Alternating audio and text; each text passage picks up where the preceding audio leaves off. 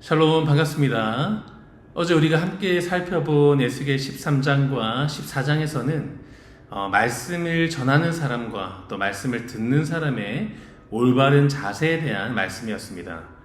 말씀을 전하는 사람은 자기의 생각을 하나님의 말씀처럼 말해서는 안 되고, 또 말씀을 듣는 사람 역시 자기 마음속에 우상과 또 욕심을 품은 채 듣고 싶은 다만 구해서는 안 된다는 것을 알게 되었죠. 오늘 15장과 16장으로 넘어가면 하나님께서는 조금 다른 방식으로 예루살렘의 모습을 보여주십니다. 15장에서는 열매 없는 포도나무, 또 16장에서는 은혜를 잊어버린 한 여인으로 예루살렘을 비유하십니다. 먼저 15장 2절과 3절 함께 읽겠습니다. 인자야, 포도나무가 모든 나무보다 나은 것이 무엇이랴? 숲속의 여러 나무 가운데에 있는 그 포도나무 가지가 나은 것이 무엇이랴? 그 나무를 가지고 무엇을 제조할 수 있겠느냐? 그것으로 무슨 그릇을 걸 못을 만들 수 있겠느냐? 이 포도나무는 사실 매우 특이한 나무입니다. 소나무처럼 곧게 자라서 집을 지을 수도 없습니다. 또는 참나무처럼 단단하기라도 해서 가구를 만들 수 있는 것도 아니죠. 심지어 본문에서는 그릇을 걸어 놓을 못 같은 거 하나도 만들기 어렵다라고 말씀합니다. 그렇다면 포도나무의 가치는 어디에 있겠습니까? 바로 열매에 있는 것이죠. 포도나무는 열매를 맺을 때 가치가 있습니다. 하나님께서 이스라엘을 포도나무에 비유하신 이유도 바로 여기에 있습니다. 이스라엘이 다른 민족보다 뛰어났기 때문에 택한 것이 아니죠. 하나님께서 그들을 불러서 자기 백성 삼으시고 또 거룩한 백성으로 살아가게 하셔서 궁극적으로는 그들을 통하여 열방이 하나님을 알게 하시려는 뜻이 있었습니다. 이것이 이스라엘에게 바라시는 이 열매인데, 그런데 열매가 없다는 거죠. 그러면 포도나무는 존재 가치를 상실하게 되는 겁니다. 신앙이라는 것도 마찬가지입니다. 올바른 신앙이라는 것도 내가 무엇을 바쳤고 또 얼마나 헌신했고 또 얼마나 성경 지식을 많이 가지고 있는가가 기준이 아니라 나의 신앙과 또 신앙생활로 인해 어떤 열매가 나타나고 있는지가 중요한 기준이 되는 것이죠. 교회를 다닌 연수도 열매가 아니고 내가 가진 직분도 열매가 아닙니다. 신앙의 열매라는 것은 변화된 삶으로 나타나야 하는 겁니다. 대표적으로 나의 내면과 삶을 통해서 사랑과 희락과 화평과 오래 참음과 또 자비와 양성과 충성과 온유와 절제, 이 열매가 드러나야 하는 거죠. 그래서 하나님께서는 이 에스겔 15장을 통해서 우리에게 너는 지금 어떤 열매를 맺고 있느냐라고 물으십니다. 그리고 16장으로 넘어가면 내용이 더 구체적이어지고 또 표현도 비교적 강렬해집니다. 16장 4절부터 6절까지 함께 읽겠습니다. 내가 난 것을 말하건대 내가 날 때에 내 배꼽줄을 자르지 아니하였고 너를 물로 씻어 정결하게 하지 아니하였고 내게 소금을 뿌리지 아니하였고 너를 강보로 싸지도 아니하였나니 아무도 너를 돌보아 이 중에 한 가지라도 내게 행하여 너를 불쌍히 여긴 자가 없었으므로 내가 나던 날에 내 몸이 천하게 여겨져 내가 들에 버려졌느니라. 내가 내 곁으로 지나갈 때에 내가 피투성이가 되어 발짓하는 것을 보고 내게 이르기를 너는 피투성이라도 살아있으라. 다시 이르기를 너는 피투성이라도 살아있으라 하고. 하나님께서는 예루살렘을 한 아이에 비유하십니다. 그런데 이 아이는 태어나자마자 버려졌습니다. 탯줄도 제대로 자르지 않았고 또 씻어주는 사람도 없었고 또 강보로 싸주는 사람도 없었습니다. 들판에 버려진 채 피투성이가 되어서 발버둥 치고 있는 거죠. 그런데 하나님께서 그 곁을 지나가시다가 말씀하십니다. 너는 피투성이라도 살아있으라. 누구도 돌보지 않던 아이를 하나님께서 살리신 겁니다. 그리고 키우십니다. 6절 이하에 보시면 시간이 지나 아름답게 자라고 또 옷을 입혀주고 장식품도 달아주고 좋은 것을 먹이시며 존귀하게 세워주십니다. 그리고 16장 14절에서 이렇게 말씀하십니다. 함께 읽겠습니다. 내 화려함으로 말미암아 내 명성이 이방인 중에 퍼졌음은 내가 내게 입힌 영화로 내 화려함이 온전함이라. 나 주 여호와의 말이니라. 중요한 말씀이 나옵니다. 내가 내게 입힌 영화. 예루살렘이 아름다워지고 또 부귀와 영화를 누릴 수 있는 것은 하나님께서 입히시고 먹이시고 세우셨기 때문이죠. 그런데 문제는 이스라엘 백성들이 이를 망각합니다. 15절 함께 읽겠습니다.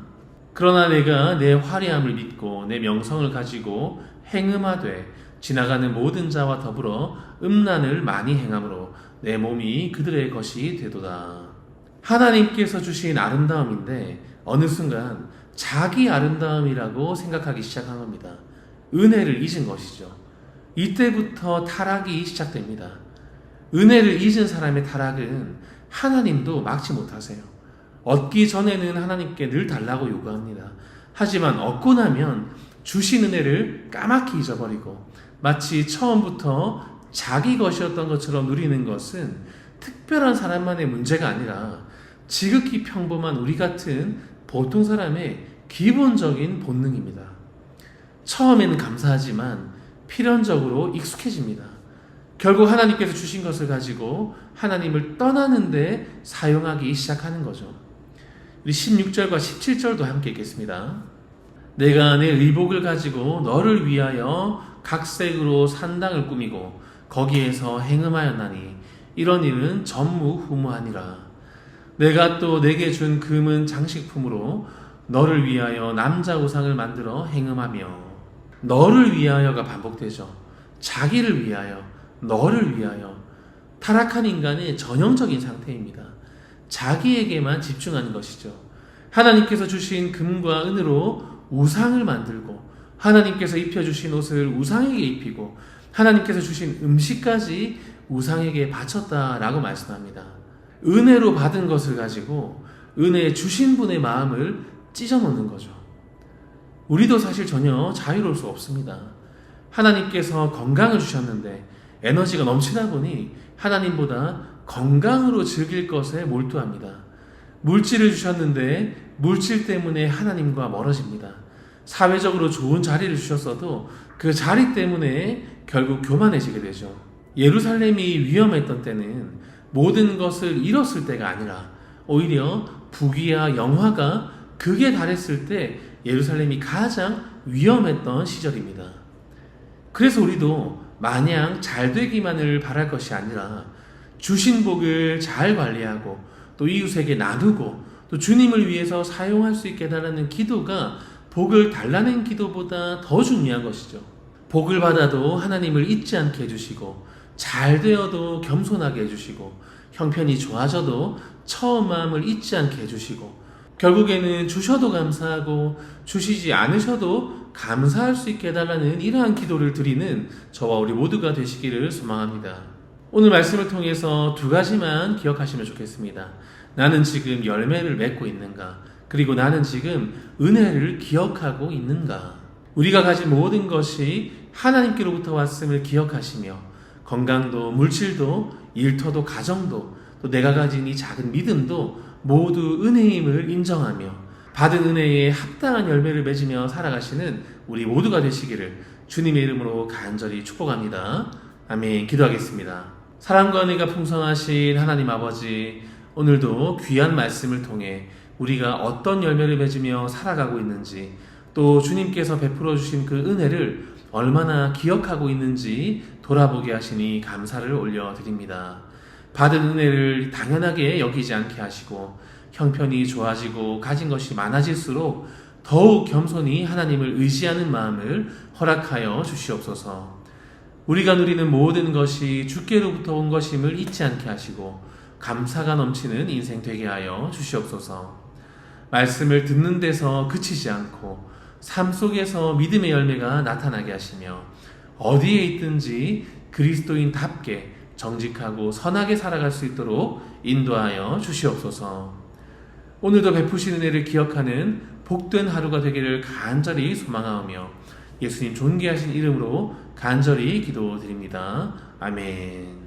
예배를 통해 하나님의 영광을 선포하는 교회가 되기 위하여라는 제목으로 합심하여 기도하겠습니다. 우리의 삶을 거룩한 산제물로 하나님께 드리는 온전한 예배가 회복되게 하시고, 예배를 인도하시는 목사님들과 순서를 맡은 이들과 모든 성도가 오직 하나님의 영광만을 선포하게 하시며 하나님의 임재를 깊이 경험하는 놀라운 예배가 되게 하여 주시옵소서.